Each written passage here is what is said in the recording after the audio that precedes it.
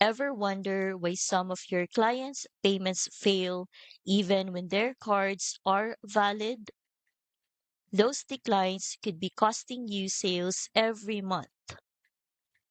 Here is a quick way to see why payments fail. Search, "Why do credit card payments get declined" on Google, and you will find reasons like insufficient funds, fraud filters, or even random issuer flags. The problem: every failed transaction means lost revenue, even when the buyer's ready to pay. That's why businesses use Easy Pay Direct. Their system reduces declines automatically with intelligent transaction routing and access to multiple banks, giving you higher approval rates and more captured sales. I've linked EasyPay Direct in the description so you can check it out today.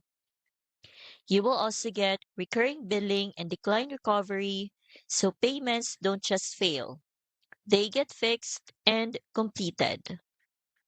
If you want to reduce declines and capture more sales automatically, EasyPay Direct makes it simple.